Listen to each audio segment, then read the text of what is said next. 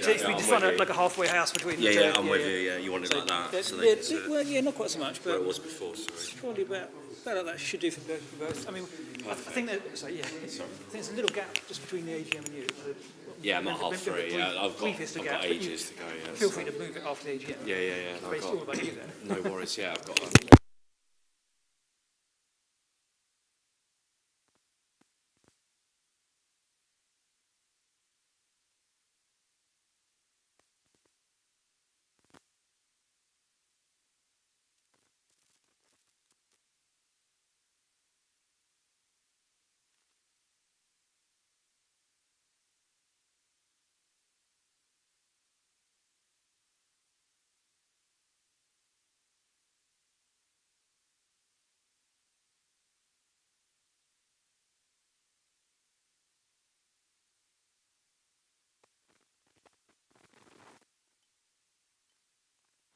So fingers crossed it comes over semi-coherently. I'm sure it'll be good. Anyway, Stick that in the pocket, yeah? Yeah, why not? There you go. Do that. Wonderful. In which case I will then tidy those up. Lovely. That as well. Great stuff. Thank you. Perfect. Here we go. Wonderful. Happy days. Lovely. Thank you very much. And we'll get ready for the AGM.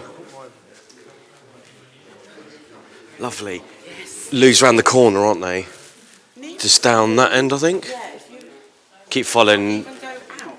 Keep following. Yeah, I think you have to go around that way. Yeah. If you go around Keep that going down way, the there's end. some down there. Lovely. Or there's some on the way to reception. Sure. Back in 5. All right, then. Lovely.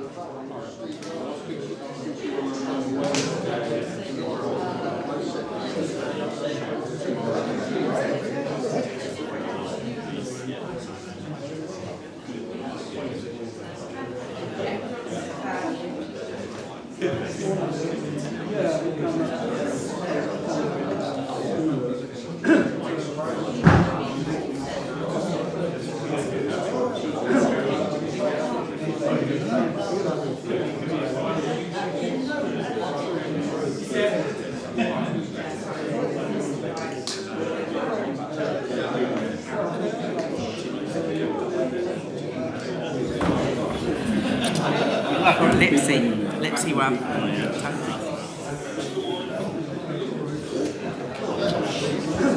Right, so your presentation's up there. What about you seeing your notes? What about the notes on the bottom side? I can't read those. I'm going to put it on there. Are they on that screen there? I've got it down here. I will. Got it down here. Yeah, because I can't read that clearly. Because it's like. Let me move it So over. it would be better if it was.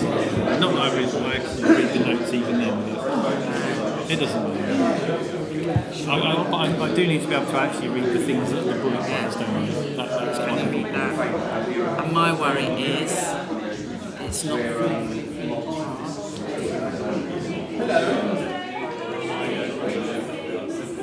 Yeah.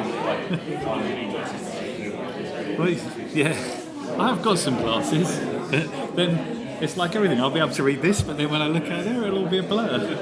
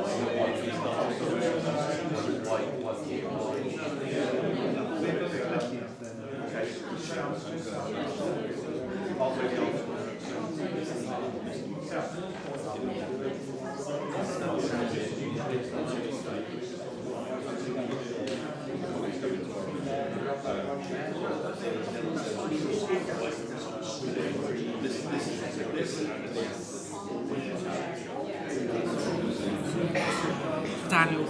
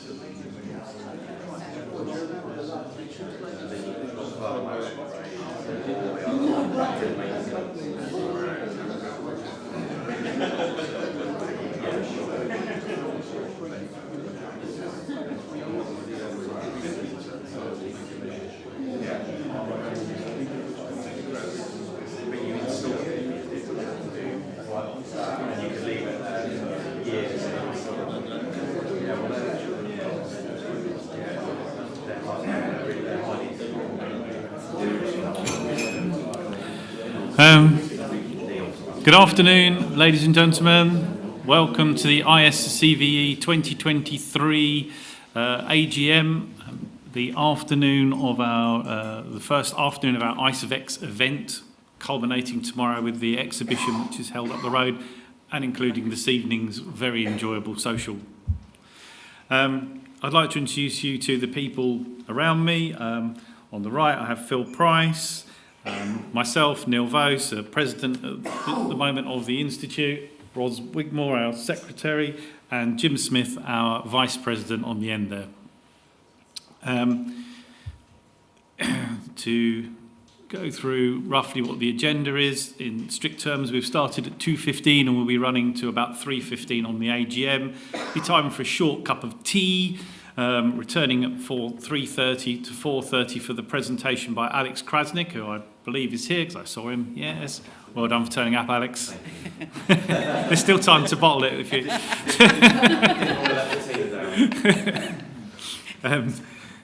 So that presentation is Bolting the Door Before the Jolting Horse, Lessons Learned for the Installed Sound AV Industry when Engaging with Architects. So I'm sure that's going to be most enjoyable and informative.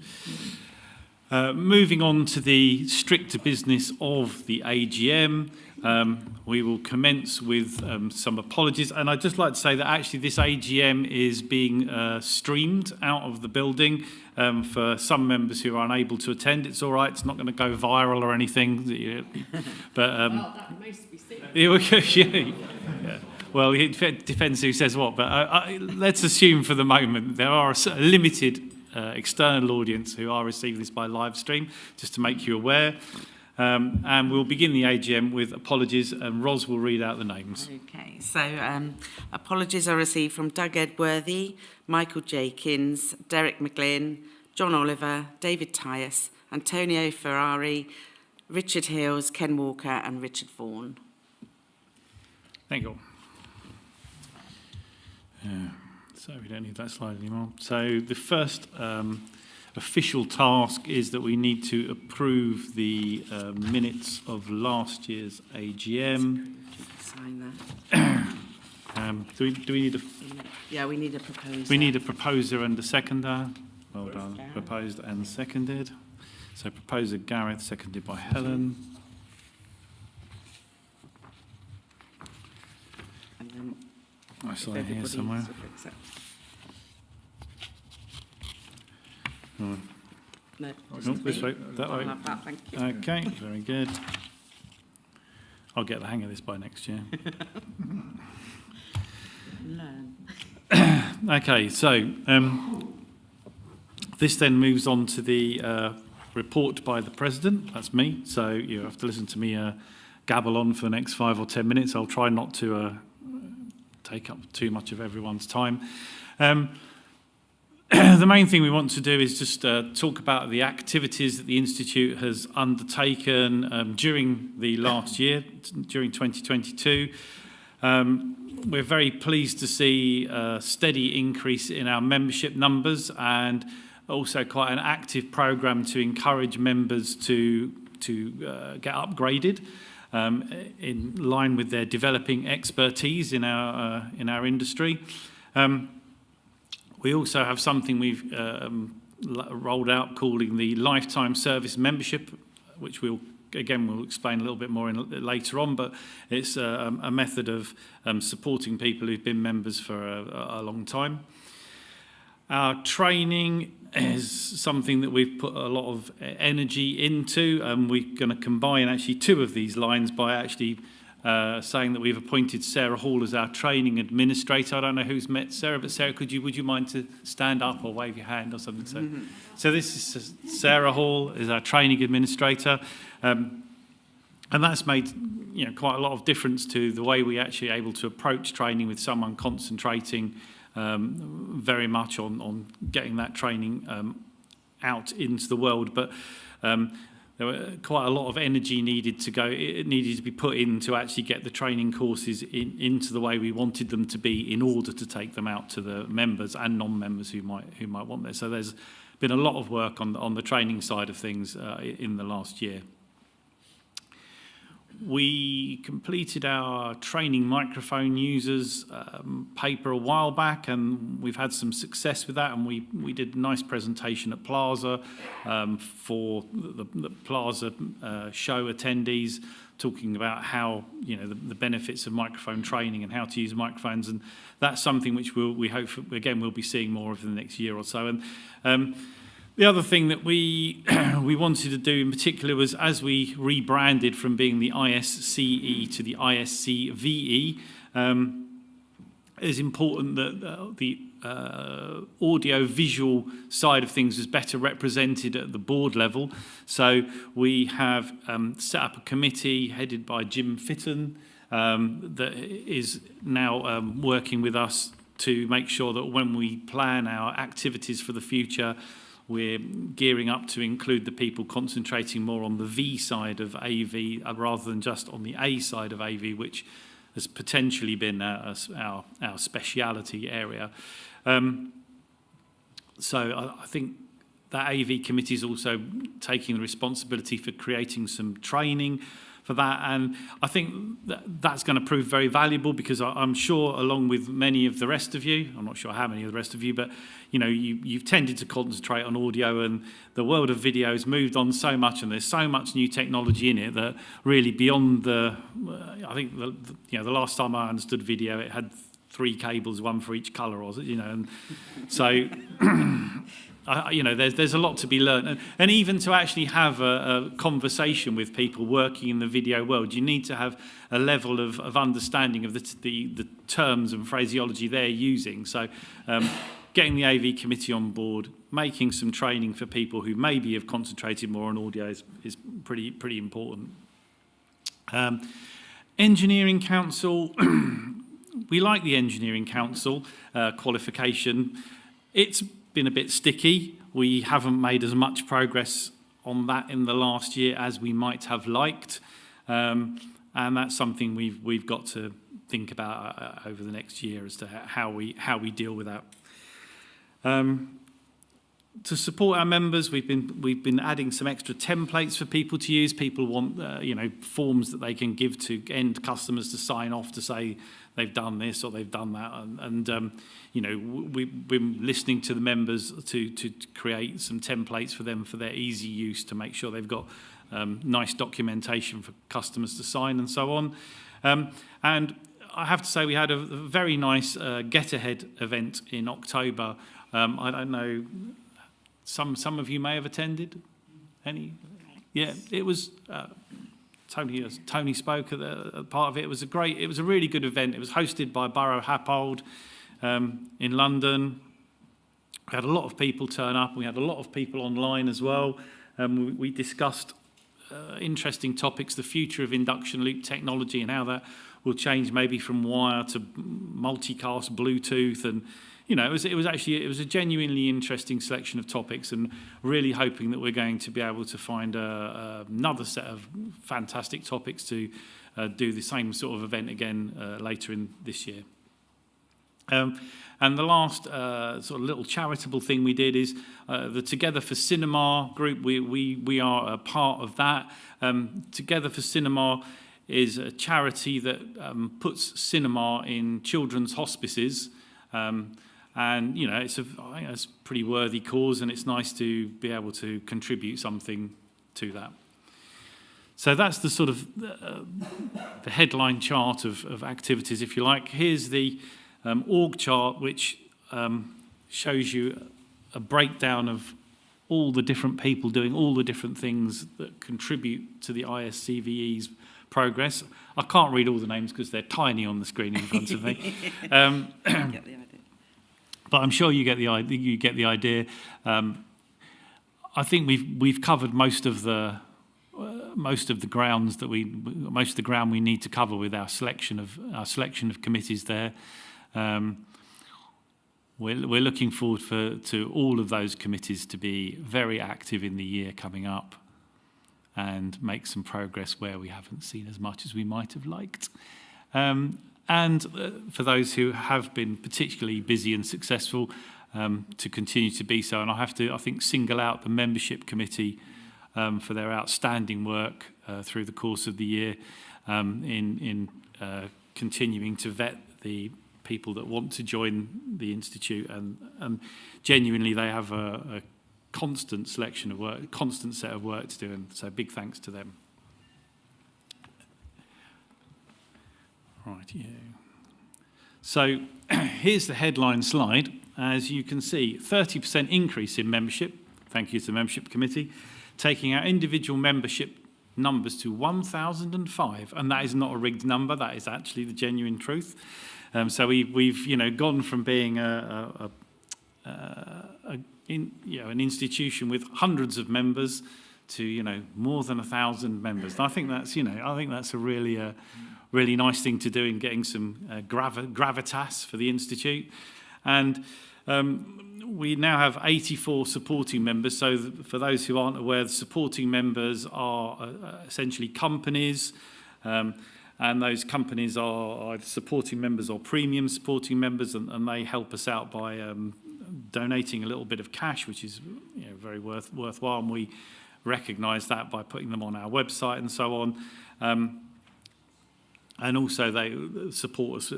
A lot of them are here to support us at the exhibition tomorrow, which obviously is a very important part of our year.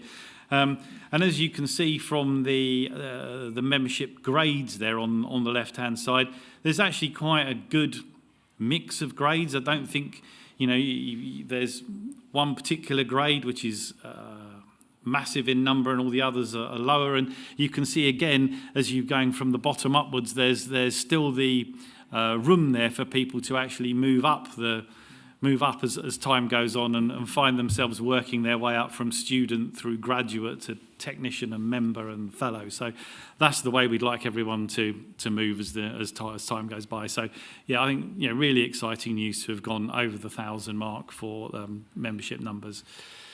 And the thing that part of that increase in memberships has enabled us, financially to move on to allow this new scheme for the lifetime membership. So, in terms of giving something back to people that have been members of the ISCE for more than 21 years and people over 66 years of age, those people are now entitled to free membership. And I have to say, we've received some absolutely lovely emails from people who've genuinely appreciated us making that change. So I think it's a very positive thing to do. Question. It says members over 66. Oh, hang on, we've moved on a slide there. That was. Do they have to have been a member for certain years, or can they just be a member for 1 or 2 years and then 21 years you have to have been for your free membership. So you've got to be 21 and over 66. Yes, yeah. There's a surprisingly large number of people that can fall into that category, and even if they don't yet, they might do soon. Me too, because I was a founder member when it was originally formed. Indeed. So looking at the membership demographic, again a little bit like the grades. I'm pleased to say that the demographic is pretty mixed. I don't exactly know how that reflects to the overall population demographic of adults, but it's nice to see that we have people representing all age groups in the Institute. It's not it's not concentrated on one particular area. So it again reflects nicely on the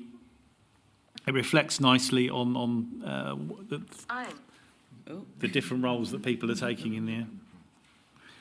We have a gremlin speaking up. What is it saying? I think it's either coming from your phone or the laptop. It might be coming from my phone. Not Anyway. my laptop. Anyway, so back to the demographic. Like you can see, it's nice and mixed. We've got a good selection of people of all ages, of all levels of qualification. And that, you know, that I think is, again, testament to the work we're doing, trying to bring people into the industry, into the institute. Part of the work of getting the ECS cards and so on all helps in bringing in the younger demographic. Yeah, I think it's a nice mix. So the next thing we were looking at would be the market sector demographic. Again, this is a little bit of guesswork, depending on what people indicated as being their primary skill set. Yeah. So we asked the members what they considered their primary skill set to be from a selection of tick box type things, and this is the selection that we got. So audio, visual, voice alarm, hearing loop systems, acoustics, CCTV and PA. So again, I think it's nice that there's a mix of selections there. It's nice to see we've got a lot of people that are doing the hearing loops and some proper acousticians, and then the audio visual side. I think we recognise that as the ISCVE, we'd probably like to build up the audio visual side a bit more over the next couple of years. Hopefully, as we get more representation from the AV committee and the training courses and so on, we'll be able to get a larger percentage of people there, and hopefully by this time next year we'll be able to show you that pie chart again, and we'll have tweaked the numbers in that direction. But hey, let's wait and see. So on to the training, which we have, like I say, invested some considerable time and effort into. The training is now available in acoustic skills, assistive hearing, sound system design and measurement, and we have the 3 courses which are coming out during 2023 with voice alarm, audio visual and live sound engineering core skills, all of which I think, you know, again covers a broad area of what we do. The voice alarm one we have actually run before, but it's being updated as we speak for some advances in technology, and I think we've got a new BS 5839 out. Not that it changes very much, but I think it's out in the next couple of weeks or something. So we need to make sure we're up to date with the information we're training people on. The audio visual one, again, something we referred to a little bit earlier. Quite a lot of work on that, and the idea of there being 2 parts, one of which is for someone maybe trained in audio just to get the terminology and technology to speak to a visual person, and one actually more about integration of how to integrate audio and visual together. So we're working hard on those. We're working hard on those things. Training dates, Sarah is able to, I'm sure, regurgitate, but we won't ask her to do that. But no, the trade. Sarah will keep everybody up to date with where and when training is.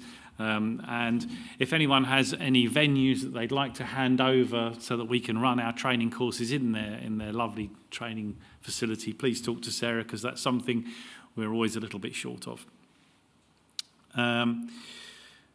Microphone users training course. The good news for that is that we have that referenced in the new BS 5839. So it's nice to be able to see that our guide is moved to being part of an official standard. So that's a very positive step.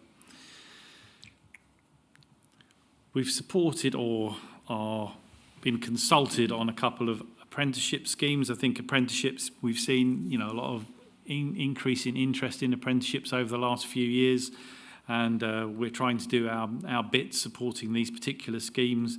Again, if people want any more details on those, we have information which is going to be published on our website, but we have the information now available if anyone has any particular interest or inquiries for that. The ECS card scheme, which is Colleen does an awful lot of hard work on. Wave, Colleen.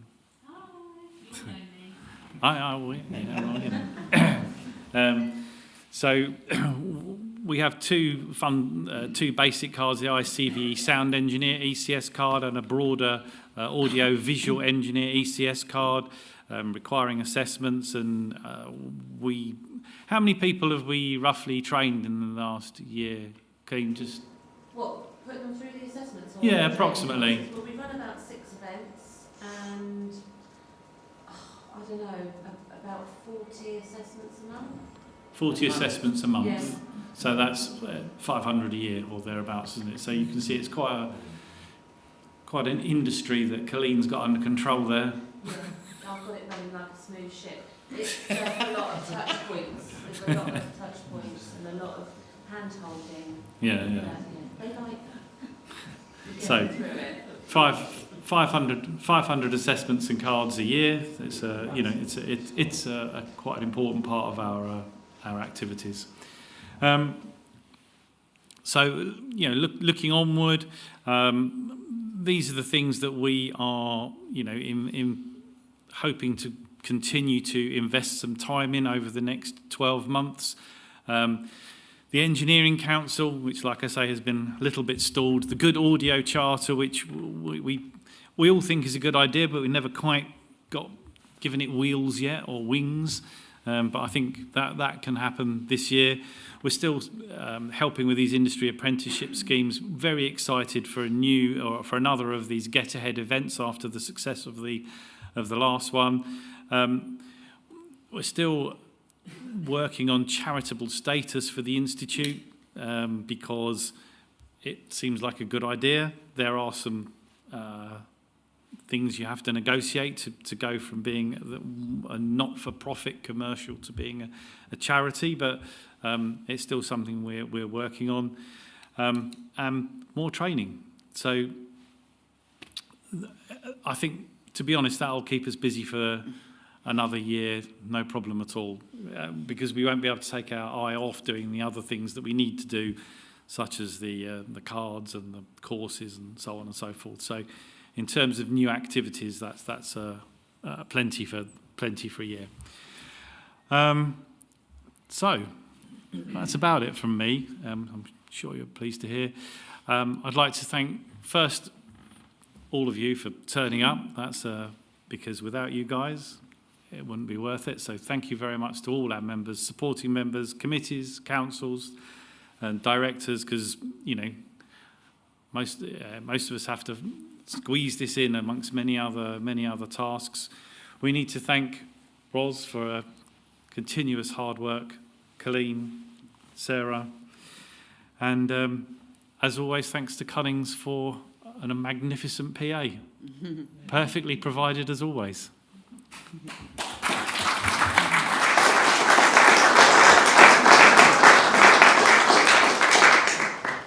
Actually, you could keep applauding if you wanted, because on the very next slide of the year-end accounts, which I'm not. Am I? Yes, I am. On. So as you can see, as you can see, we can continue to applaud for a little while because we have actually made some money this year. So. Obviously the years during COVID were a little bit challenging, but the 2022 year-end accounts look very positive and strong. We do still owe a bunch of money to the government, which we borrowed from them during the COVID times because it was tricky. But overall, we're sailing in the right direction, and everything continues this way for the next couple of years. We'll be able to continue to invest in the kind of work that we want to invest in, the kind of activities that we want to invest in to make the Institute be a success. And it is hard to do that without any money. So we do need to have a vote to approve the year-end accounts, and I need a proposer for accepting the year's end accounts. Tony Smith proposing. There we go. That's the full house. Right. So, thank you, Tony. Thank you, David. And that's the accounts that are now approved. I don't have to sign anything at this moment, do I? No, that's good. an AGM matter, fixing the fee of the accountant. The fee will be in the region of £1,645. Again, I need to have that proposed and seconded. Proposer, thank you very much, sir. Thank you, John. And second for council fees, thank you very much. At the back, Peter. I don't think I can do that one. So, as you know, people have to be re-elected to the membership of when their terms run out as directors and board members. So, I think we do this in one go, don't we? You can do the whole lot, yeah. So we need a proposer and a seconder we can take this all as one hit. So proposed and seconded by Helen and. Let's have a change. Let's have. Oh no, Gareth Paul hasn't done it yet. Oh yes, he did. Paul's going to do it. Well done, Yeah. Paul.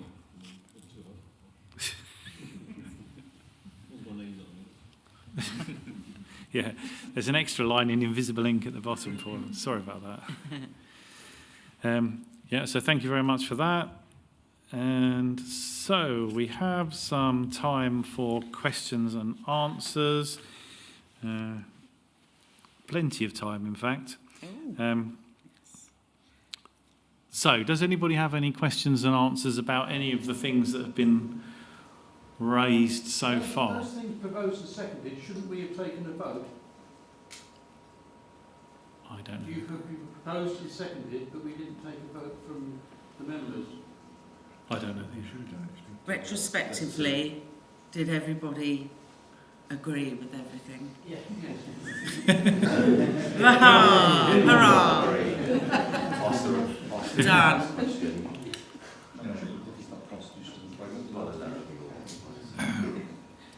Anything more? One question, Mr. President. The government money we borrow from Her Majesty's government, if we were a charity, we wouldn't pay any interest, because I think we're paying interest on that money, aren't we? It's a bounce back loan. Yeah. It's very low interest. It's only 2.5%. Well, it's still a bit more than we want Yes. to pay.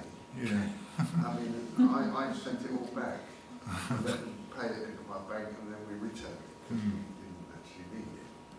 But no, I mean, considering all the fiddles that people ran during that period, it's a disgrace that we're even charged interest. That's my opinion.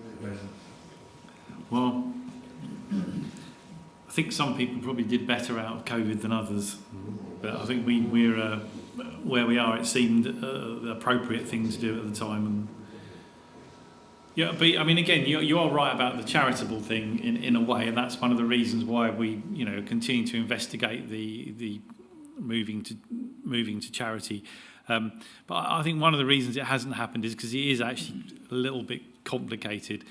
Helen's done some work on this, so maybe you'd like to give us a bit more info on that. You've got to have, a lot of these societies run a trading company which is limited as their operations, and then the society or the association is charitable. They shouldn't get away with it. Sorry, that's what I heard. A lot of it, particularly the agricultural area. Yeah. Helen, would you like to respond? May I? Yes. So the Institute definitely wants to achieve charitable status, that sort of question. But of all the other activities that Neil kindly listed out for us, you saw that we had the Engineering Council on there, we have ECS. Now these are all other third-party organisations that we have to satisfy with our Articles of Association. And we got to the point where there was conflict between some of these things. Plus there were the historic memorandums and Articles of Association that were in conflict with the charitable status, things that were put in before any of us were around. So it's a question of unpicking history, but then also satisfying the ECS, the Engineering Council and the charitable status. And that's why it's taken a little bit longer. So we had to prioritise what are we going for, and then find the expertise to help us write the Articles of Association such that we weren't precluding any of our other plans. And so we decided we'll take it one step at a time. We'll get the ECS, we'll try for the Engineering Council, and then we will go for the charitable status. And so, unfortunately, we didn't really want to talk too much about the Engineering Council, but it has delayed everything that we're doing. No, it'd be a good thing when we get it. But council's of a mind that perhaps we will now go straight to charitable status, and that's something we're definitely working on this year. It does have an advantage, particularly to our supporting members as well, because donations can be made rather than invoices sent, and that's obviously tax efficient for a sponsoring company. And we have some VAT implications to work our way through that we're on at the moment, so that's where we're at with it. It wasn't ever on the back burner, it was always a list of priorities. I think I've explained that. Yeah. Shut up. Any more from the floor? Yes, Alan. Sorry, it's me again. I just want to say that is such a positive set of slides we've just seen.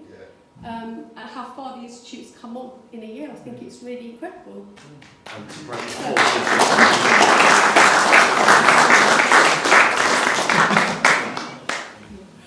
Alex. A quick question that may have not come up in discussions before, but regarding equality, diversity and inclusivity, EDI, has the Institute already issued a statement on their stance for promoting EDI within the wider industry that it promotes? And if not, are there plans afoot to do so in the future? There are plans, but I think we did discuss it at one meeting, but I don't think we've actually formally worked out how we are going to do it. But it is a good point. It is on. It has. We did have it on the agenda for one meeting, and I don't remember why at the particular time we didn't get to the next stage of that. But we should endeavour to. Maybe we can make that something for the time we come back next year. We can have done something about that. Yeah. It's there. Pen notes. Thank you, Ross. I'd love to help on that. Yeah. Well, there you go. Perfect. That's one job.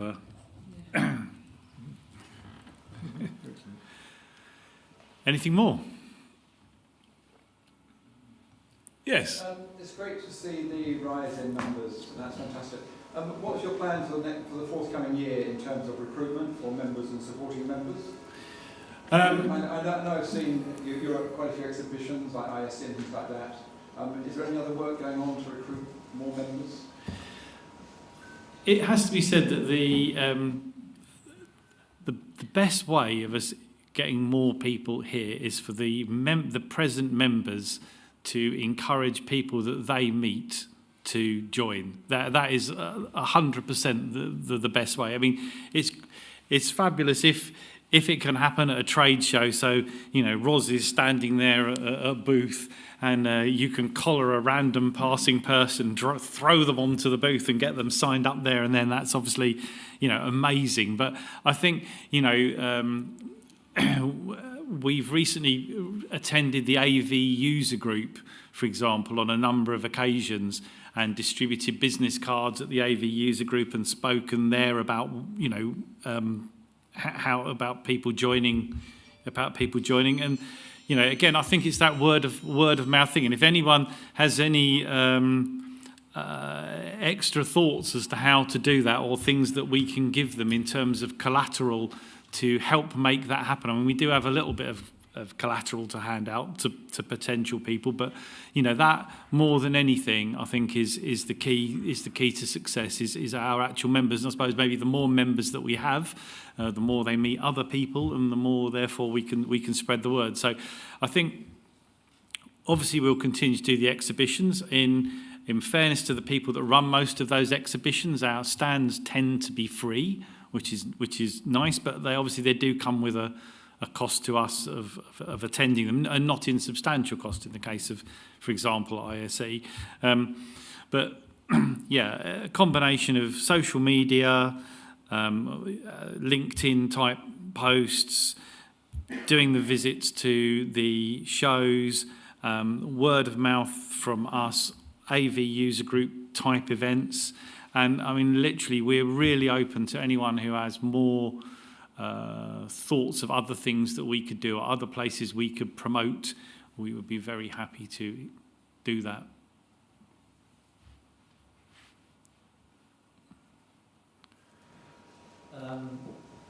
there's a great opportunity in some of the trade shows, not only to take a stand, but I tend to attend the seminars quite well, and some of the best seminars I've heard have been sort of taster sessions. I wonder if some of our best speakers could do sort of a taster session on what we cover as an industry and drop little ideas and sweeteners in, which might then encourage either youngsters in the industry, or for that, professionals in the industry, to attend some of our seminars or join the ISCVE. Is that an opportunity? Yeah, absolutely. And I mean, that was one of the reasons why we took the talk microphone user slot at Plaza, because obviously Plaza is closely allied to us and has some common membership. And you know, if one of the things with some of those exhibitions is that the choice of people that make seminars tends to be financially guided by the people that run the exhibition. So if you're a platinum sponsor or something, you get the seminar slot to speak at the prime time. Whereas with us, because we wouldn't really want to pay for those seminars, we may be relegated to the 7 p.m. slot. But the 9 a.m. slot. Yeah, but saying all that is still the right thing to do. And you know, we have a number of people present in the room today who are more than capable of making such presentations on subjects, and you know, if the opportunities there, people know of those opportunities and bring them to us, we'd love to give them a shot, and we will be trying to do some again in the year coming up. Following on from that, it sounds funny about paying, because one of my other hats is I'm on the committee of the Institute of Professional Sound. On some of these exhibitions, they will give you a free stand space if you give a talk. So certainly there's been some exhibitions where the Institute of Professional Sound have got a free stand at the exhibition, and they get people to give a talk. Okay. Well, now these talks obviously are not selling anything. You know, you're instructing people and things like that. I mean, I'm giving a talk on microphones at the AES in Helsinki in a couple of months. But that's just me doing it. But on a lot of these things, you get a free stand, you get people to give a talk, but it doesn't cost any money either way, because they are gaining, because they're getting somebody giving solid information. Yeah. Well, we have done seminars at Plaza and FIOAx in the past, haven't we? Yeah, FIOAx is quite good. Did we do one at ABTT? I can't remember now. No. Yeah. Well, ABTT would be a possibility, wouldn't it? Again, yeah. Again, please, if you're aware of such exhibitions, we'd be very happy to do them. Obviously, we are aware of Plaza and FIOAx, and we're aware of ABTT, although I don't think we've spoken at it. But any others that are going, all more the merrier. Probably won't let us do it at ISE, given that's a VIXA. Probably they're going to get a bit of a no on that one. I thought about going into some of the universities and some of the audio and other related courses, and just giving them a lunchtime talk and bribing them some sandwiches, and then putting the membership forms out in front of them. Yeah, students and free sandwiches. Exactly. Students and beer. University talk. Okay. Oh no, that was the BBC something, wasn't it? Didn't Chris do a stand? We did do a stand at a young audio thing, and production futures. That didn't seem to generate much engagement. But you know, maybe more. There are other courses that are more allied to, you know. Probably a dozen, and maybe we've done 5 or 6 really important ones that, and then you build that into the year somehow. And at least they're in a focused place, and as I said, Yeah, and again, one of the things we could probably do with that is actually not have one person do that, but try and do them with people local to the area. I mean, we did send someone into the University of Anglia or something, didn't we, to do a talk? We did. Oh, we did. Anyway, someone from a university Yes. did ask about this sort of thing, and we sent someone from near there to go and make a.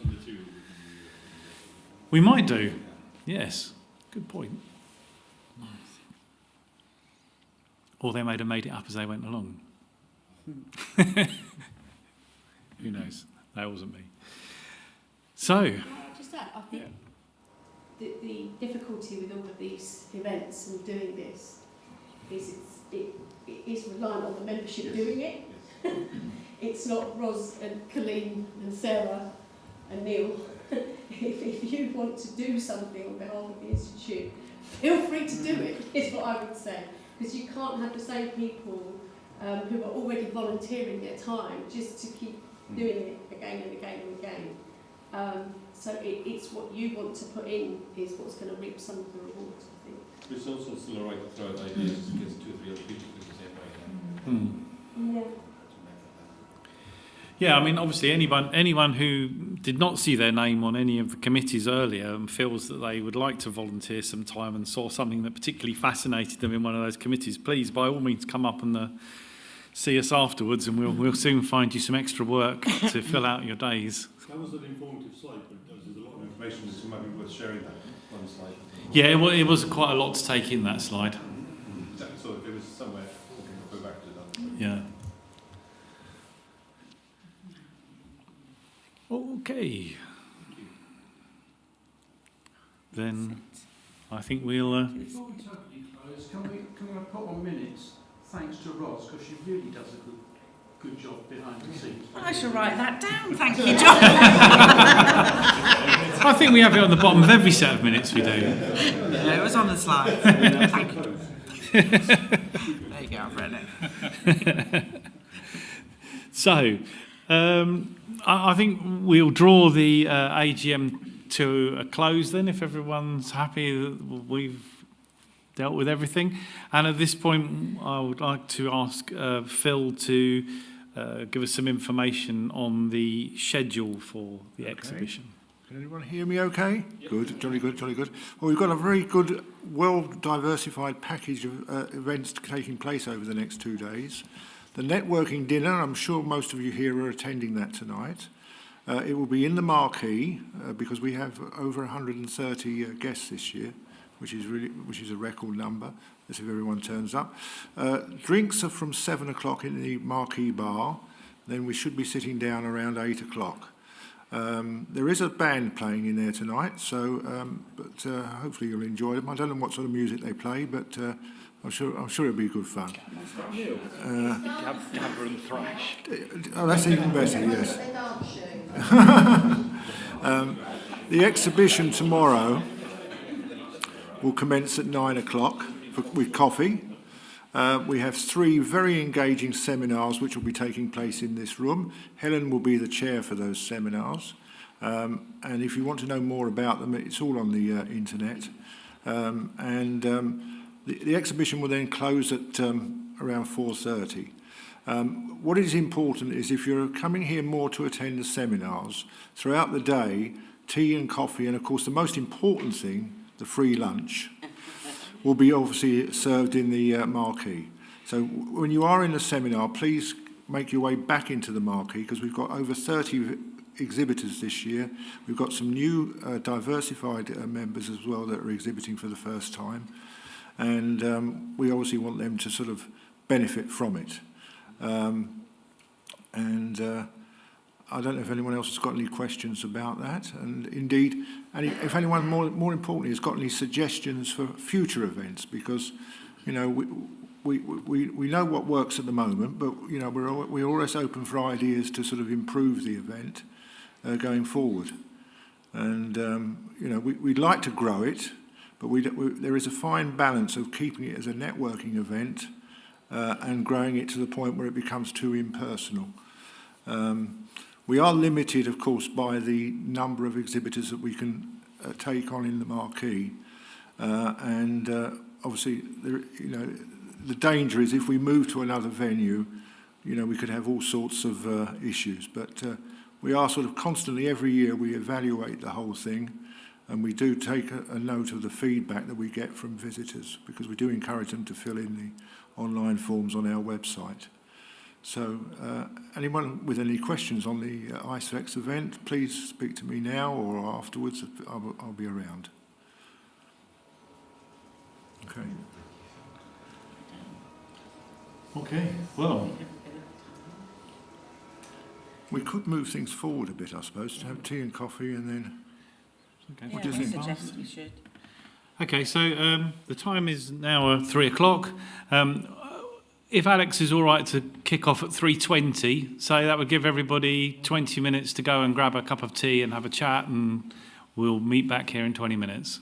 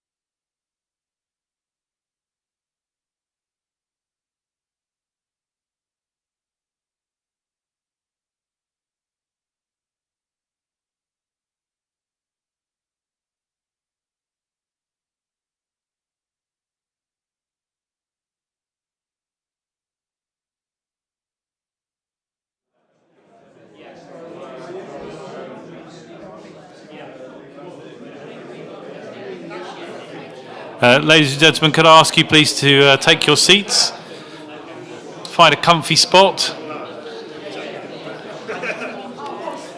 For the moment we've lost the presenter, but he assured me he's coming back.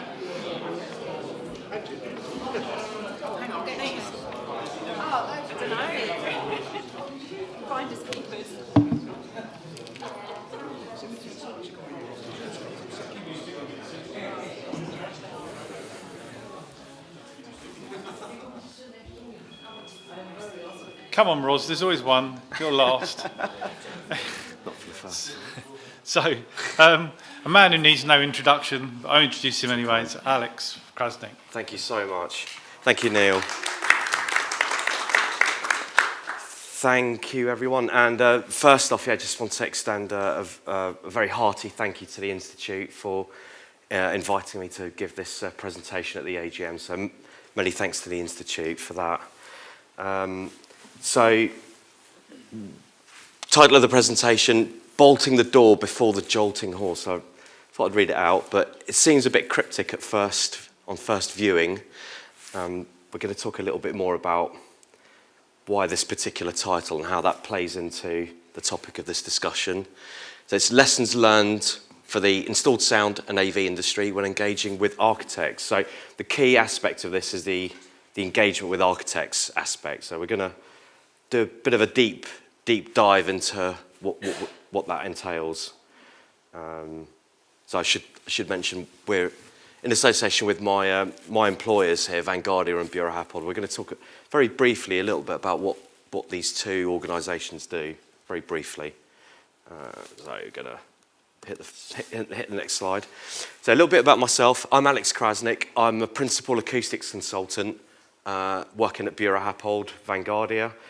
So for those that may not know, Vanguardia have been around for about 15 or 16 years now, predominantly as an AV and acoustics consultancy, so working in design and engineering for AV and acoustic systems, and have recently been acquired by Bureau Happold in the last year and a half now. So Bureau Happold is a multidisciplinary engineering consultancy, globally located.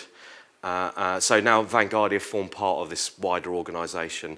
Over 22 years of professional experience working as a consultant or stroke engineer, depending on what the roles entailed over that time. Primarily in the built environment sector, with a little bit of work in what you might call environmental acoustics. So where you're looking at sound management or noise control externally of a building. So that interface between building acoustics and environmental acoustics. Had some involvement in the acoustic design and operation of spaces intended for entertainment, speech, performance, live music, reinforced sound, and usually from an acoustic design perspective. So that's my kind of primary angle of involvement. Controlling sound ingress, so sound from the outside, environmental sound effectively breaking into a building, and sound egress, so operational sound generated within a building, breaking out of the building. Room acoustics, so designing for spatial geometry, focusing, all the kind of classic room acoustic parameters, strength, clarity, definition, that sort of thing. Controlling reverb, echoes, and or diffusion.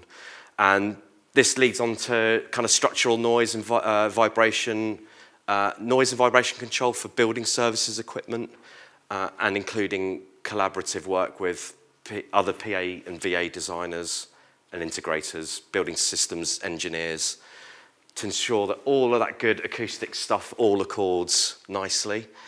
And all the while you're juggling all of that, you're trying to keep the architect and client contented as well. So bit of a juggling act in those 22 years, but it's been quite the ride. And again, had the privilege of working with some of the foremost architectural practices in the UK and overseas, as well as most of the what you would call the tier 1, tier 2 contractors that operate in the UK currently. So I don't think they need any mention. Most of the people here have worked with some of these in the past. So I can talk a little bit about what Vanguardia and Bureau Happold structure looks like. My involvement as as an acoustician primarily, sits within what's called specialist consulting. So specialist consulting sits under the UK buildings part of the business. Within specialist consulting, we have acoustics, and that itself is split between these 5, what you might call sub-disciplines: sports and entertainment, building acoustics, AV, environmental acoustics, and events. So there's a common thread that links all of these sub-disciplines together, which is essentially where my experiences come from, which have put these some of these insights in play for this presentation. And that is engagement with architects. So this is the foremost aspect that all of these sub-disciplines are engaged with, is how do we work alongside and collaborate with architects and architectural practices? Some of the challenges that brings with it. We can talk about those in a moment. I can't carry on much more without giving some due recognition to the great and the good at Borough Happold and Vanguardia. These are some of our foremost experts that we work with on a day-to-day basis. Primarily in the sports and entertainment, AV and building acoustics sub-disciplines. So I have to give a shout out to Ollie Creedy, Daryl Prasad, Rob Burrell, Bruce Card for their collective expertise. I've been fortunate enough to pick their brains in the making of this presentation. So some thanks must go in part to these individuals. There are many others as well that I could name within my organisation, but these 4 primarily were key in helping me put this together. So thanks to them. So let's have a little talk about some of the hopefully successful projects we've worked on in the past, not too distant past. One of the ones we've worked on recently was the redevelopment of Lord's Cricket Ground, the Compton and Edrich stands. So a little slide here just showing what we were involved in. You can just see that little green bubble in the corner there. That's just some underhung cabinet speakers there sitting underneath the canopy of the Edrich stand. And you've got the iconic, now 20-year-old media centre in the middle, flanked by the Compton stand on the far side. So it kind of forms a mirror image, flanking either side of the media centre. So another iconic, one of these iconic stadium arena type projects that we've worked on, in the sporting sector that we've been involved in. Apologies to any Arsenal fans in the audience. Tottenham Stadium was another big project that we worked on. Coughing in the audience, sorry, apologies. So this is just an example of one of the 18 full-range array clusters that we designed and were eventually integrated and installed at the Tottenham Stadium. Anyone that's been to the stadium will see these prominently installed, underhung around the bowl canopy. This took many months of structural and AV coordination with the architects. Probably not the best example of a late entry for architectural collaboration. This was something that we worked on quite early doors, actually, so somewhat in keeping with the theme, but we'll touch upon other projects that are probably more focused on the main presentation. Lastly, we've got the Delavar Pavilion in Bexhill-on-Sea. This is a redevelopment of a community-focused theatre down on the coast. I think Rother District Council had a £19.1 million fund allocated for this project. So we were selected to come on board on that design team to provide AV and acoustic consultancy services. So that's, I think, in the running still. So, or I think it's already completed, in fact. So this can now be visited, I think. You can visit the pavilion and enjoy the main auditorium. So I'm going to circle back to the title of the presentation, why bolt the door before the horse jolts? Why that? So I went back to my 4 colleagues. I had some ideas about how I would answer that question. My 4 colleagues, I asked them this question: what main aspects of work undertaken by consultants, integrators, installers and manufacturers do you think present the biggest challenges to the delivery of AV or installed sound solutions? And the first answer I got back from everyone was this: late appointments to projects. This is the #1 challenge that we think we face as a wider industry when engaging with architects. So it's a classic situation following an appointment of any of our AV installed sound specialists. Architects realise that they've made at best little, or at worst no provisions in their design to allow for AV or installed sound, sometimes up until the final tender approval as requested by the client. And the famous wordsmith of a few centuries back, John Hayward, well penned this phrase here, this proverb, and never more apt as it would be for this item here about late appointments to projects. It's the #1 answer that we got back. So what are some of the challenges that we face as an industry regarding late appointments on projects? Well, the first thing is we believe this is it's a shared challenge. I think that everybody needs to face head on. The timing of appointments is a key issue. And how do we deliver to the end client or the end user their brief or vision when AV or installed sound specialists are brought on so late in the day, put in inverted commas? It's a bit of a relative phrase, late in the day, but usually, I'll be using the phrase at the 11th hour, but usually it can happen that we're brought on, well beyond REBA stage 3, well into REBA stage 4, tender stage, and it's just a little bit too late really at that point.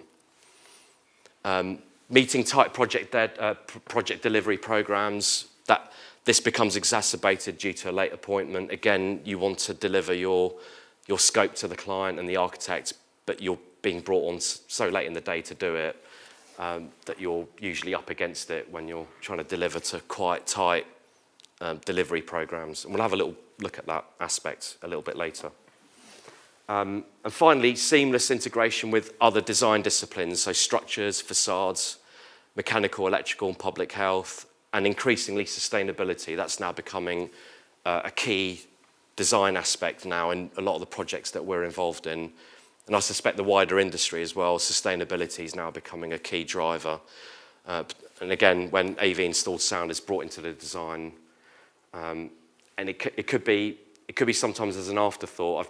I've put that in inverted commas again, but again, you'd be amazed how often a client or an architect will request AV design services somewhat as an afterthought, as a bit of a last-minute request, and we're astounded when we're brought in again to try and clear up what an architect's afterthought actually means. I'll leave that for some of you people to think about what that might entail in your businesses. But if we go back to this aspect here regarding seamless integration with other design disciplines, we mentioned some of the other key design drivers that we typically collaborate with. This is an example of the Edgbaston Cricket Stadium and Community Master Plan. So the main cricket stadium is centred in the image. We were brought on by the client to provide AV design services. Just goes to show the level of collaboration that's needed with other disciplines, particularly structures, building services and MEP in particular. The client's aspiration was to consider these 3 operational aspects of their business. So what they wanted the AV systems to support in terms of their match day use, sort of advertising and the sort of commercial revenue that comes off the back of that, and screenings and cinema. So they had an additional provision for what you might call kind of non-cricket or non-cricket event-based activities. And off the back of this screen uses matrix, our AV team were able to outline quite early on in the design where particular AV solutions would be required within the scheme. So you've got the Stanley Barnes stand, the West stand, and the plaza. Which of those areas would require certain solutions depending on what the audience viewing requirements and content would need to be to match each of those, or to align with each of these three client aspirations. There's just an example of where we want to be getting involved in as an industry a bit earlier on to be able to produce these sort of outline project briefs with the client and the architect that sits within the client's team. So the second question, the second answer actually I should say that came up was that of architectural integration. So you've spoken about late appointments, but what about integrating with the architect's vision? We are interested in delivering a great project, as is the architect, and integrating all the AV elements, loudspeakers, microphones, all the other AV systems, all the screening, visual signage, etc., so that it all blends in seamlessly with the architect's vision. This is another key driver for us. So we're as embedded in this aspiration as the architect is to deliver the project for the client. And this can take several design iterations to get through. So obviously you need time and vision to allow this process to take place. So advising the architect or the project team of this in advance allows you to develop this immeasurably from the get-go. So you have to forgive me, I'm not quite sure where this particular project was pulled out from, but this is a Brewer Happold job. I think it might have been in the Middle East. It might have been a library or a public space type project. And just to give you a little example of where we can attempt to translate the architect or the client's vision into a working solution, into the final outcome. So we've got some of our BH engineers conducting a site visit, and the aim is to convert or turn the vision into a reality somewhere down that process. So speaking of architectural integration, one of the key aspects of this is to do with ceiling arrangements and ceilings in general.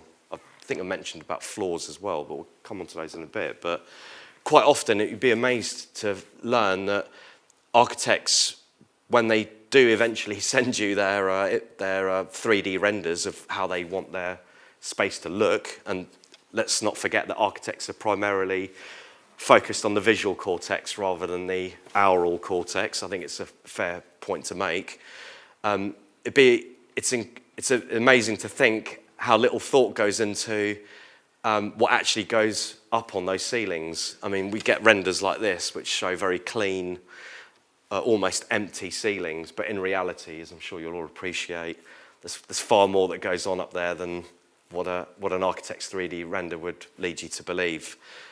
So everything from smoke detectors, sprinkler systems, CO2 sensors, MEP equipment, ventilation terminals, all of that needs to be considered.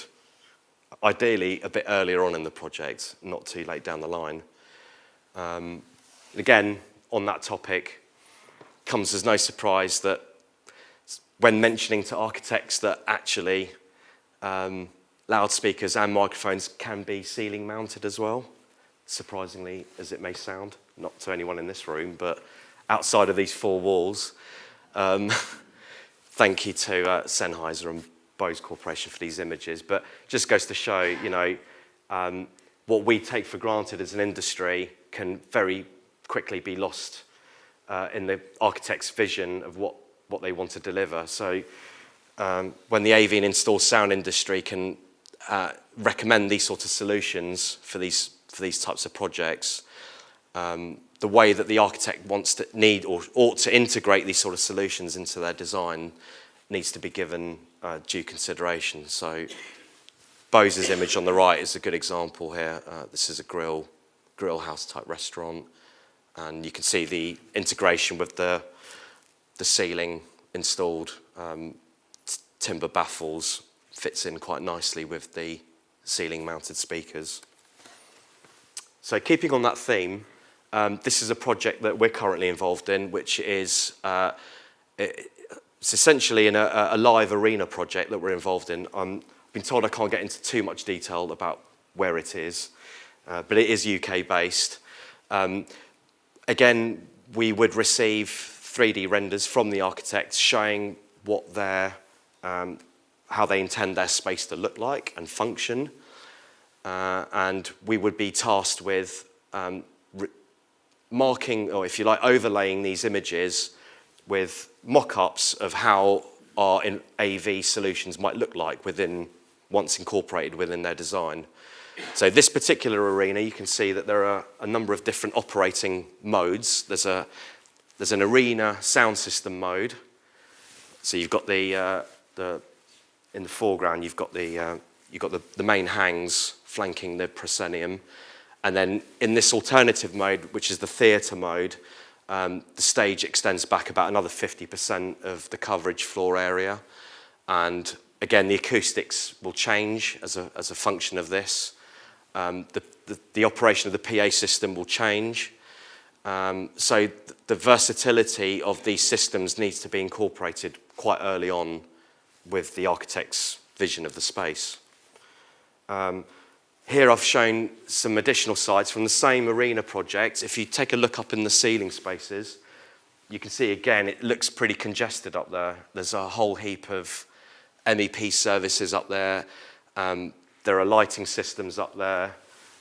So early integration with the architect's design is key here, because the last thing you want to do is to start recommending speaker and microphone locations, other devices, screens that are going into that space, and then being told by architects, I'm really sorry, but I've got 100 meters of ducting that's going up there. You'll have to find somewhere else to put your devices.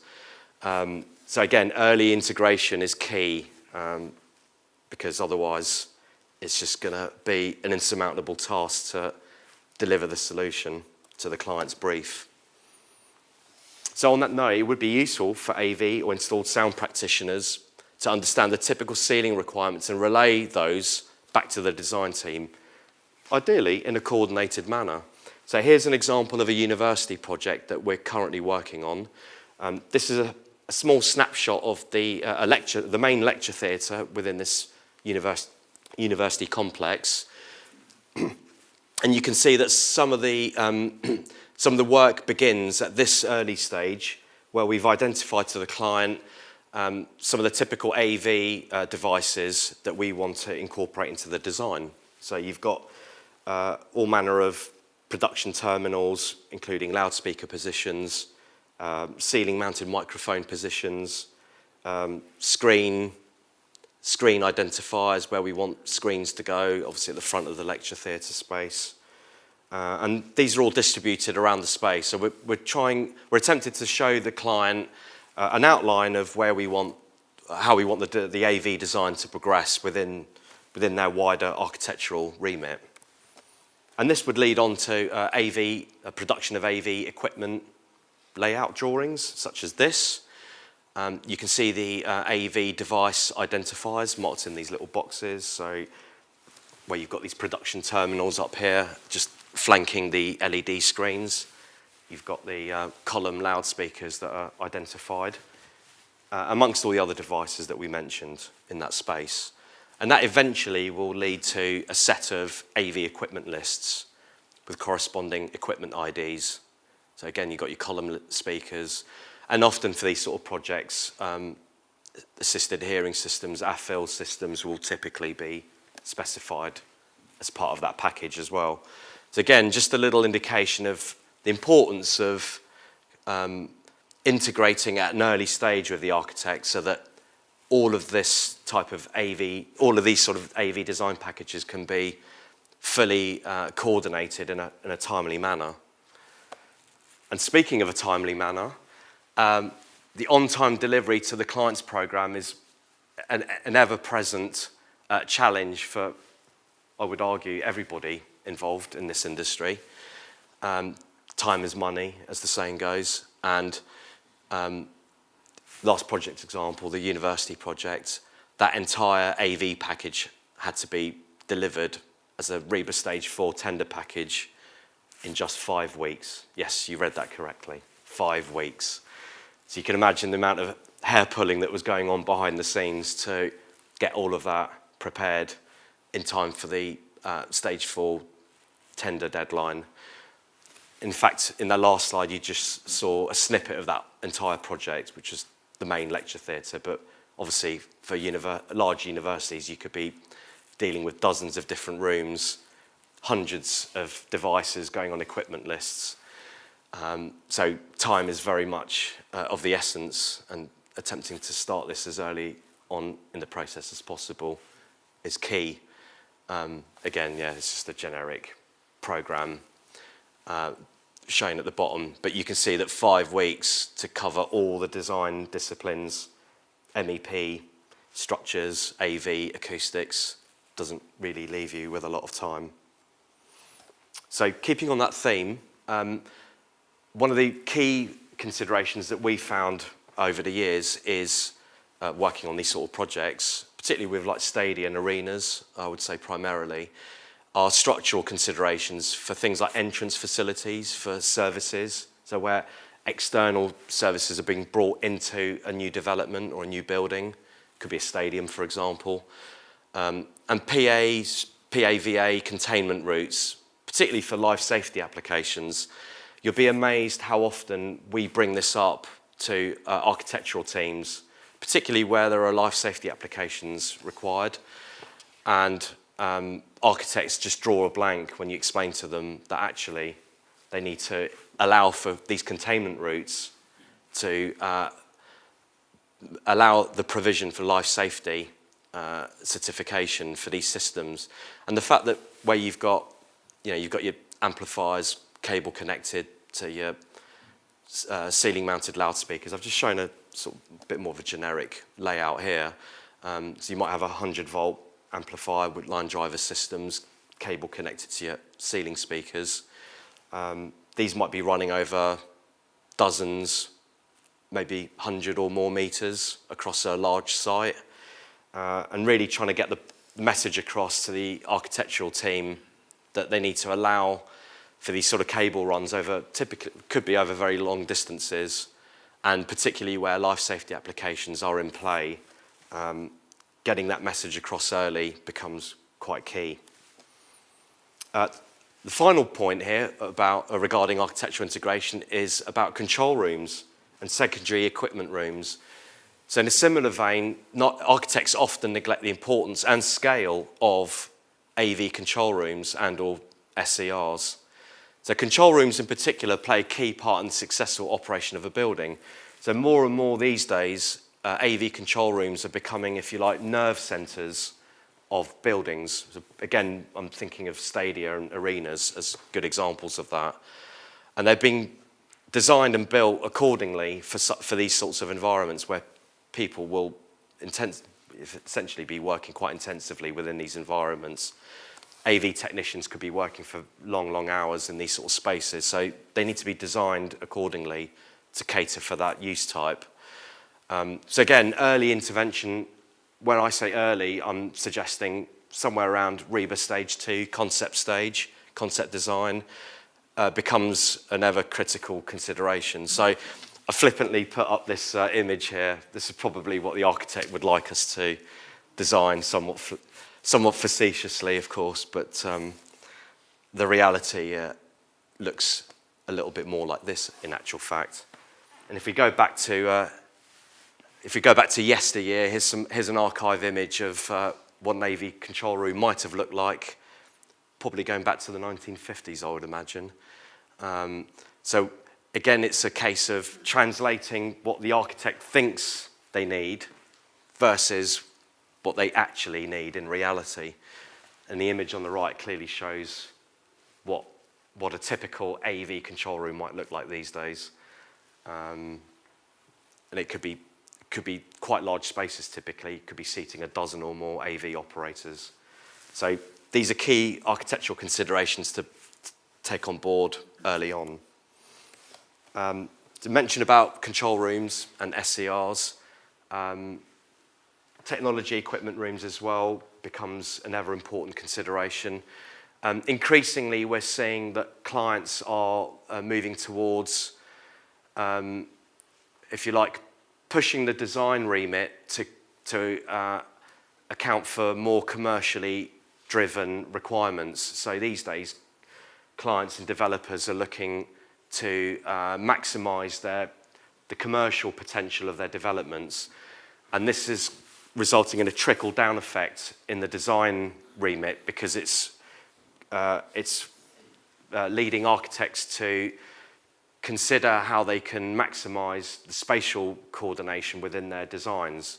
So increasingly we're seeing architects moving towards a unitary technology equipment and secondary equipment room design, where all of these building services functions are being housed into one space effectively, just purely for spatial coordination and, if you like, commercial optimization of schemes.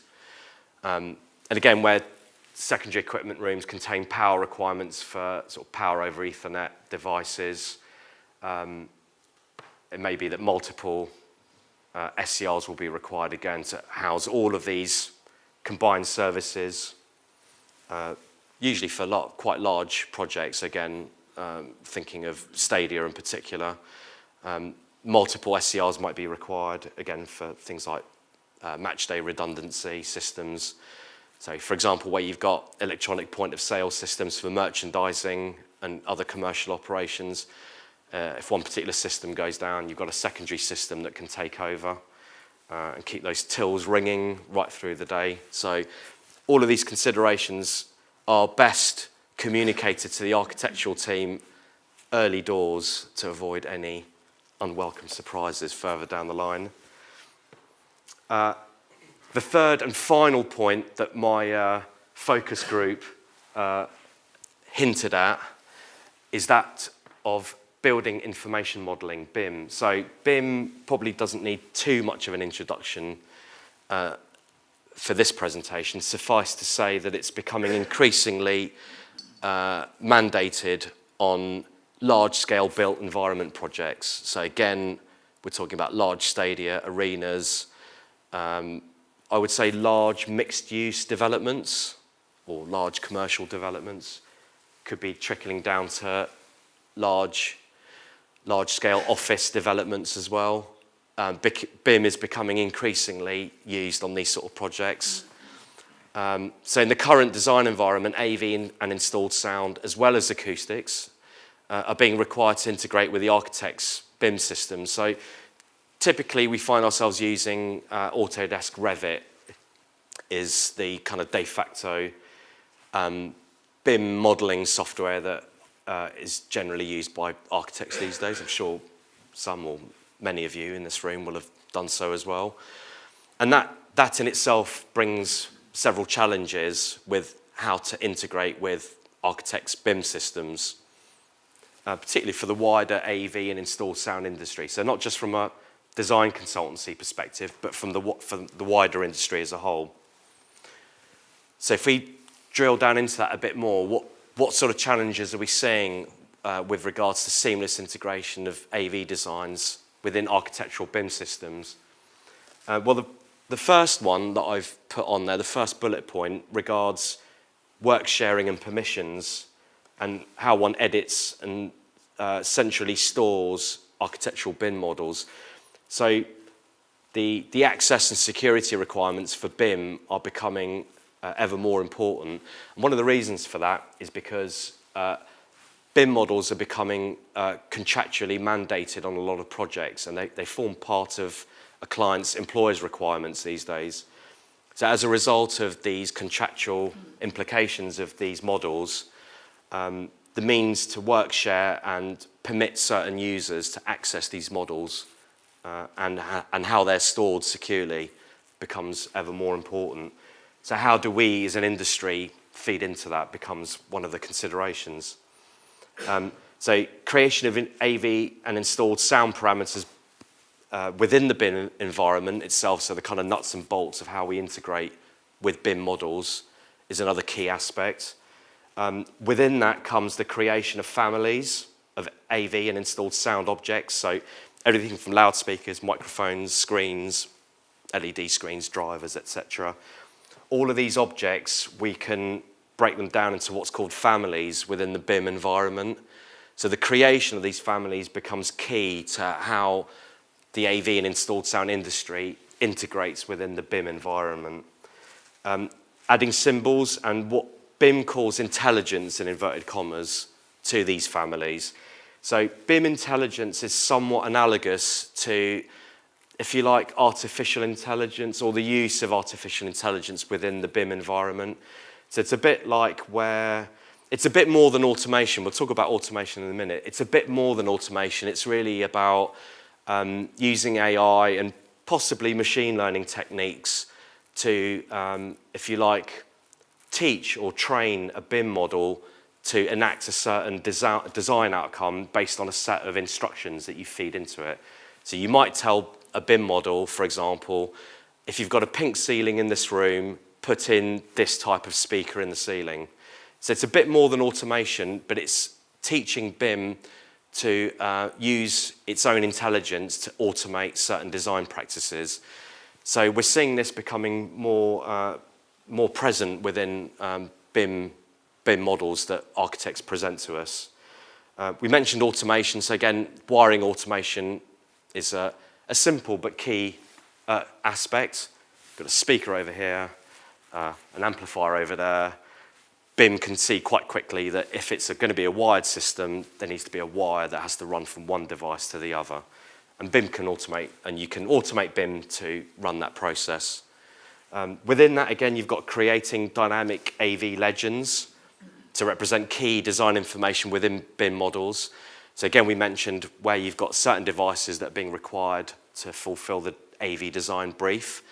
BIM can quickly or automate the legend creation process so that where you're specifying different devices within the space, BIM will automatically create the legends to go on your drawings to meet all those device requirements.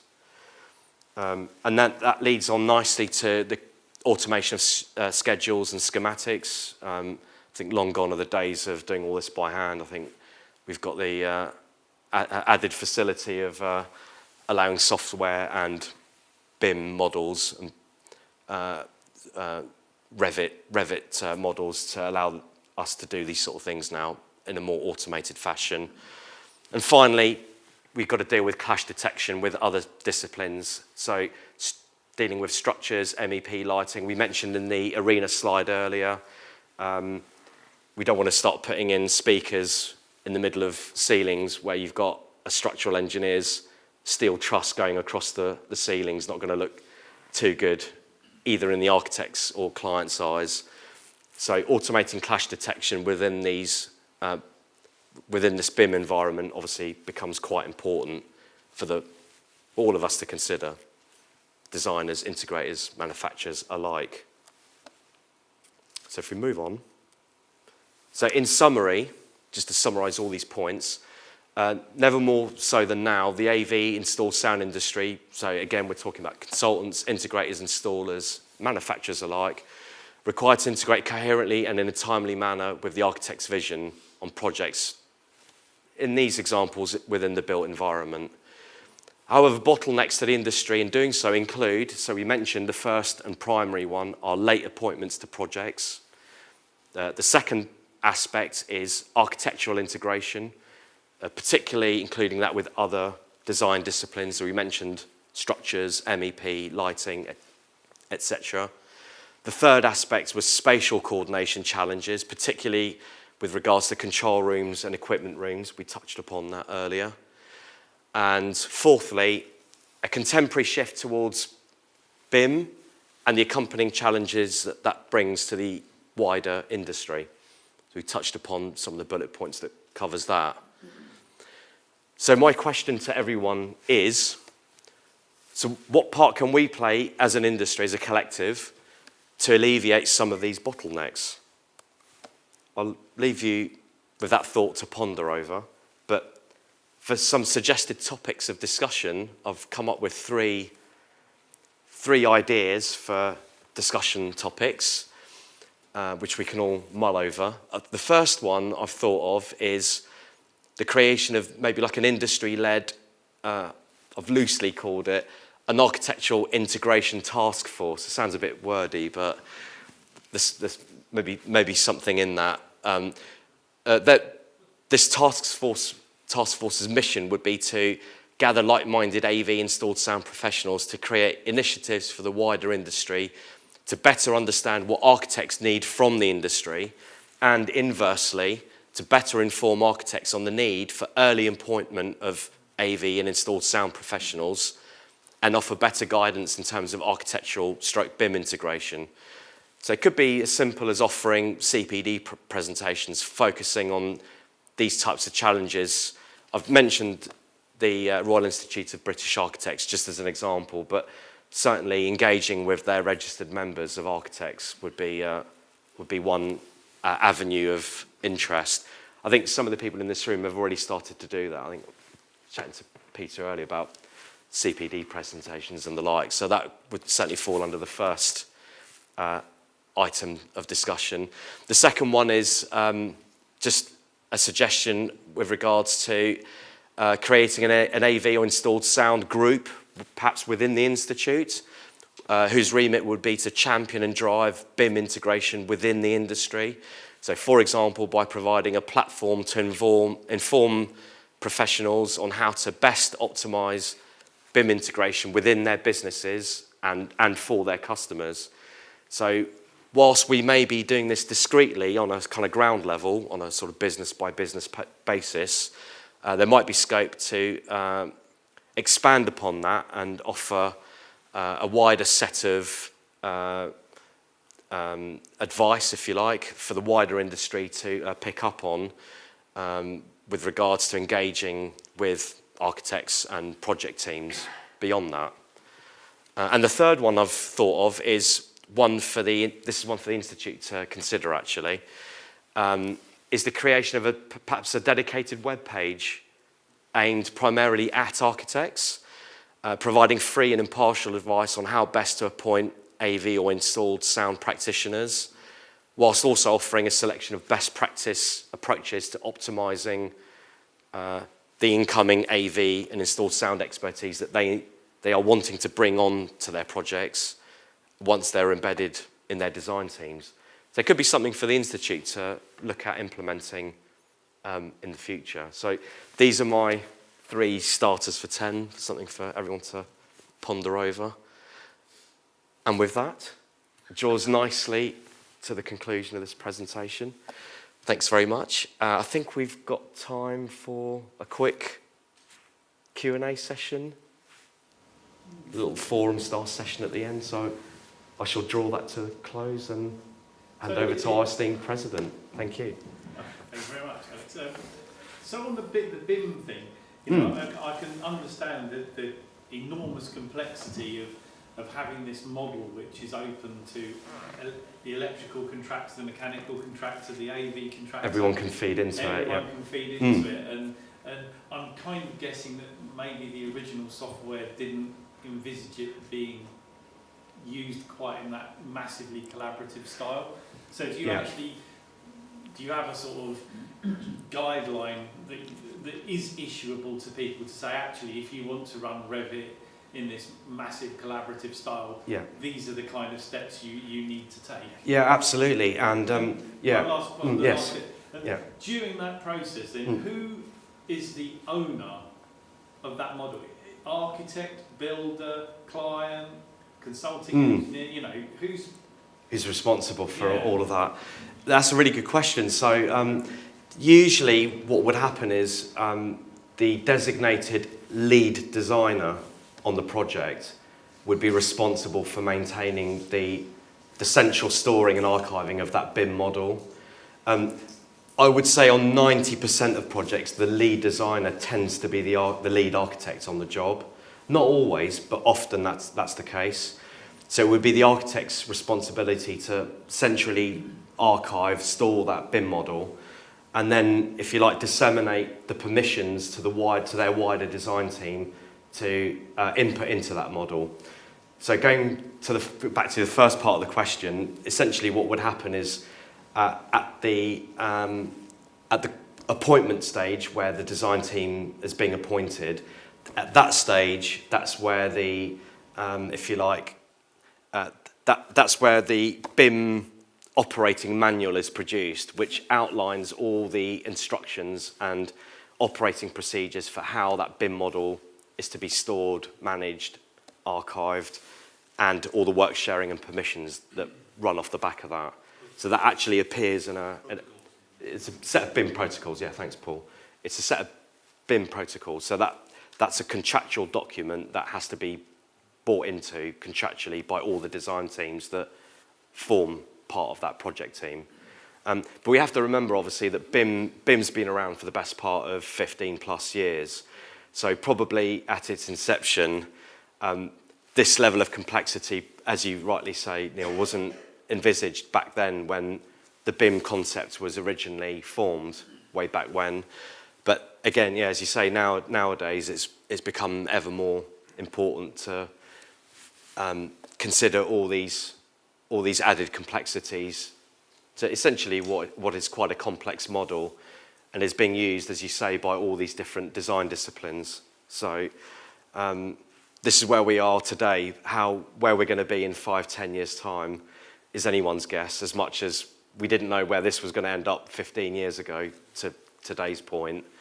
But this is the road we're on. So if anyone's got any clever ideas on what we can do as a wider industry to facilitate any or all of these aspects, then we're all ears. Yes? Thank you for teaching me something today, because people in my design department talking about BIM models, and I had no idea. All right, okay. But now I do. Yeah. So how does this relate to you as an acoustician creating the acoustic model? Yeah. And how do you then maintain integrity that there is only one acoustic model that fits to the BIM? Because we've all had cases where we've used the wrong ease model because it was revision 1, not revision 3. Yeah, absolutely. And that's a really good question, actually, because as far as I'm aware, you mentioned EASE, which is a commercially available software for acoustic and PA simulation. But essentially, as far as I'm aware, there isn't a means to fully integrate kind of third-party software within the BIM environment. I say yet. This could all change in the not-too-distant future. So whilst at the moment acousticians and PA, VA designers, integrators, manufacturers even, may well be using EASE models today to produce, produce the outcomes of their designs or the solutions for their clients, the reality is that we can't yet integrate those within the BIM environment. So we're... No, I'm just thinking more about the tracking process. Yeah. I don't think you need to worry about that, because the BIM is a model of what needs to be constructed, whereas the analysis models you're talking about are the things you learn from, and then that informs what to be constructed. The two, there's no need to try and force the two to link together. Okay. No, I'd say, because I've had occasions in the past where the wrong analysis model was used to design the system, that didn't actually relate to the design that was originally keeping up to date with the model. That's But and often on projects, it's typical that the architects will outline their program dates of when they are going to be issuing updates to their Revit model, for example. So every so often, maybe every fortnight within the design delivery program, the architects will issue their dates on when they're going to issue updates or their updated Revit model. So at that point, all the various design team members can input into the updated version and add in all their design developments within that. But with regards to acoustics, for example, it's interesting because, fundamentally, we would end up recommending various acoustic treatments that need to go into a space like that arena that you saw. So where the acoustic absorption treatment needs to go, or the diffusion treatment, or any of the other architectural elements that go into that model, as you say, they would have been developed off the back of a series of calculations or acoustic simulations, but then the physical recommendations are just a set of written recommendations. They might appear in a report, for example, a design report, and then they would then make their way, they would then be distilled into what will eventually be the architect's latest Revit model. So there's a sort of distillation process, but it's a little bit detached, as we've spoken about. So we've yet to see the full integration of how that's going to happen in the coming years. Helen, you've got a burning question. I wanted to take it away from BIM because that's a rabbit hole in its own. It is a rabbit hole, isn't it? I was going to say, it's really interesting. Thank you very much for the talk, Alex.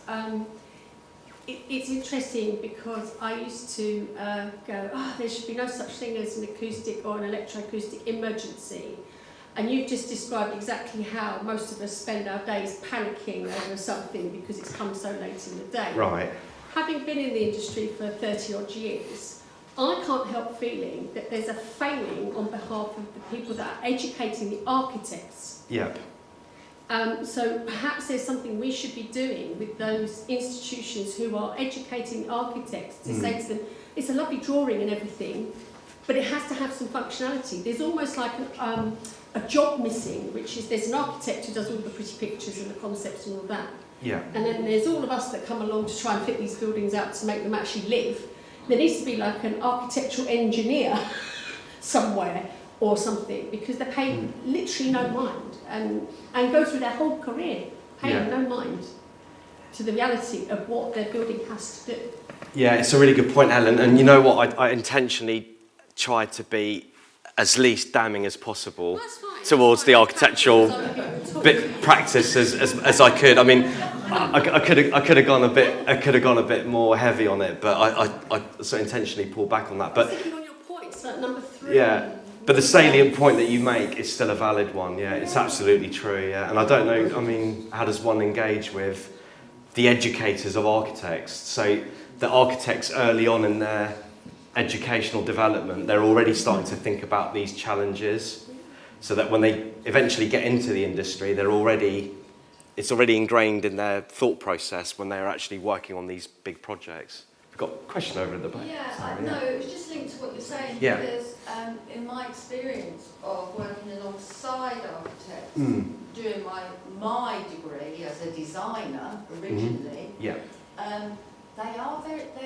they're not engineering type people, are they? No, they're very visually driven, aren't they? It's the visual cortex, as I said. There's where your dichotomy. Yeah. Annie, that's a very good point. Yeah, it's another challenge for us to consider. Of 10 projects that you work on with an architect, how many do you work on in good time? Let me think about the answer to that one. I would like to say 50-50, but probably 70-30. In favour of being... No, I'd say in favour of being in good time. Maybe a bit more than that. I'm being a bit harsh, I think. But because I just wondered... the vast sums of money that are involved in developing these sort of stadium and arena kind of mandates that the architect needs to be thinking about these sort of things quite early on. I was kind of like being a little bit disparaging when I said, architects are appointing AV and installed sound specialists late in the day. It does happen. I wanted to touch upon the kind of more extreme end of those occurrences, but maybe 70-80 in favour of good time appointments versus late ones. I work with plenty of late ones, but I just wondered whether, I have a degree of sympathy for the architects because,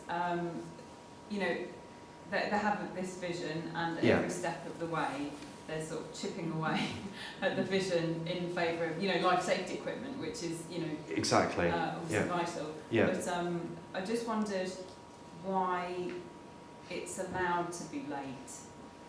Is it typical human behaviour, or is it, well, if I just don't think about it, I might not have to do it, or is there a nervousness? It's possibly a combination of, like Helen said, a lack of knowledge or lack of education, possibly coupled with I don't want to say like arrogance or flippancy, but it's a bit like, we'll deal with AV and installed sound at the end. We'll do that at the end, It's a little bit of a flippant approach, in my opinion, if I'm being quite honest, because we've seen a lot of the challenges that kind of attitude can throw up, and in reality, because of these sort of challenges, the way that they are and the way that they affect the design and delivery process of these projects, really, that's not the sort of attitude that you'd want your architect to be taking up, that attitude of, oh, we'll do it at the end, it'll be okay because it'll be right at the end. And I think we need to, collectively as an industry, try and dispel that attitude a little bit and try and revert it back to how Helen was describing it in terms of, actually, you need to be thinking about these things much earlier on in the process. And it's better for everyone. It's better for the client. It's better for the architect themselves. It's better for us as an industry. So it's really a win-win, but it's trying to communicate that win-win to the architectural practices that we engage with before they can enact some sort of I don't know, like a culture change, culture shift. Yeah. Thanks, guys. I'm just wondering, we're talking about perhaps approaching various organisations. I think REBA's probably a key one because for sure, maybe yeah, we could get something more prescriptive into the REBA plan of work. That's what I was thinking, yeah. AV, yeah. and so on, and other disciplines at the early stages. That's what I thought about with that third topic there. I thought that might be. Sorry, not the first one, big one. Yeah, the first one about engaging with architectural practices and REBA as their institute, but defining the plan of work at the REBA stage, you just haven't listed in that. Yep. Schedule. Yeah. Yeah, it's a bit like chipping away at an iceberg. I mean, where do you start with that? Yeah, no, that's the right place to go. It is the right place. I mean, but it's how to engage with that and how to enact that change. You haven't got to change anything. You've just got to use it as a framework to provide our own stuff. To put some balance here, if we talk about educating architects, we also need to educate ourselves.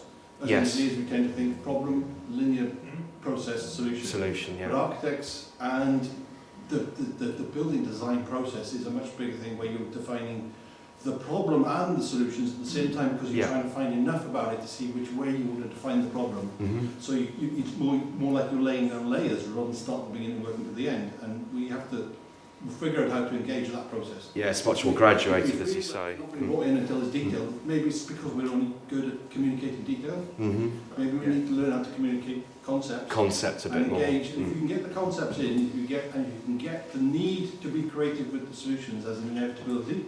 Yeah. You generally will get that creativity at play around, and the problem reverses itself. Yeah. You don't get architects denying the need for lighting or structure. Yeah. Because they know from they're acutely, they have to be there. they're aware of and that. So because they know they have to be there, they'll try and get their concepts right to include them.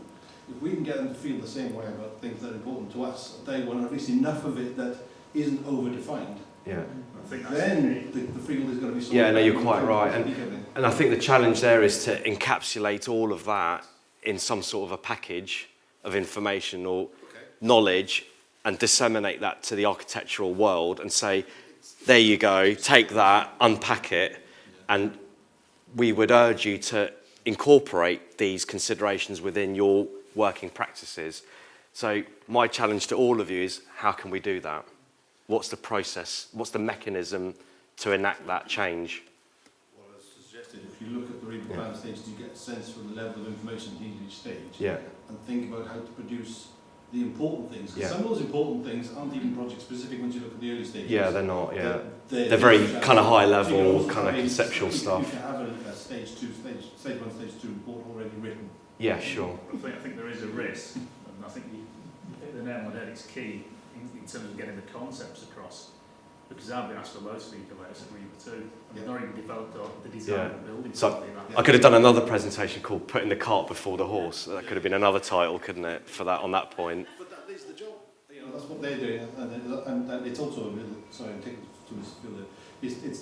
Beware of the lazy trope of thinking that architects are there to make things look nice. Yes. And get in the way. Their job is as arbitrators. They do have technical people. They are taught technical things, but they taught them across the board rather than something specific. Yeah, sure. And they will lazily have lazy tropes about us being a bit narrow-minded about our specific area of expertise. And so you have to work both ways to try and diffuse those.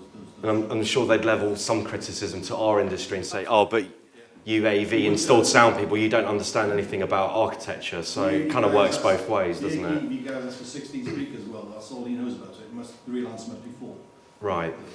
Yeah. So, John, yeah, you've got a question. An architect needs to be at the very beginning, when they're taught architecture in the first place, an understanding of acoustics and a building being fit for use, should be an essential part of teaching architecture, For rather sure. than just building a beautiful building for your CV. Yeah. So I heard of a story of a very famous architect that he was a teacher, teaching architect. He designed this building for a school. It looked good, it was built, but the acoustics were so bad that the building was actually unusable, and they had specialists go in, and the only alternative solution was to actually demolish the building because it was so bad. Yeah, it wasn't fit for purpose, Because it was so basically. famous, they kept it, and they had to do lots of things, but the person literally had to be super glued in one point in the room because that's the only place that he could actually be heard, and anywhere else, nothing. I must try that in my ease models next time. I'll super glue someone in the middle of the room. The other thing is, how do you cope with when they do last minute changes? Because in my past job we had a briefing room, a military briefing room, and we installing a conferencing system for it. All the drawings, and we had some very expensive, unique cable for the building, ordered up exactly to the drawings, but when they actually built the room, all the cable ducting was in a different place to what the drawings were, and they had not enough, and the cable wouldn't fit. So you either had to delay the room for about 6 weeks to order up a new set of cable for it, or what they ended up doing, they literally had to tack it to the wall and not go in the trunking because they moved the trunking. Instead of going up, along and down, he went up, halfway down the room, across and back down again. So was this during the construction phase of the project? It had been done. Yeah. It had been done. We came at the last minute. Sort of water under the bridge a bit, isn't it? And the trunking was totally different to what the designs were originally spec. Well, in the design world, obviously, at the design stage, we have the benefit of very simply just charging them more fees. So you can change it as much as you want, but it's going to cost you. This was done literally while they were installing the any drawings. They just decided to install the trunking differently. Yeah. So the cable lengths were different, and it was a very expensive multi-core unique cable. It's a bit of a headache, isn't it, at that point? Any more for any more? I think we're there. Thanks very much. It's a wrap. Thank you.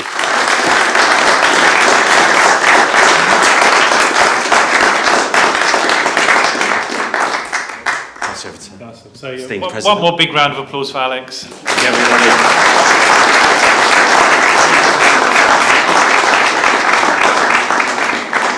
So that concludes our formal event for this afternoon. We shall the dinner. We start accumulating in the 7 o'clock at the bar in this bar. No, in the marquee bar. So yes, marquee bar from 7, and apparently there is. I've never seen it myself, but apparently there is another bar in the hotel which is probably open now. If you had time to fill between now and 7. So see you a bit later. That's a good one.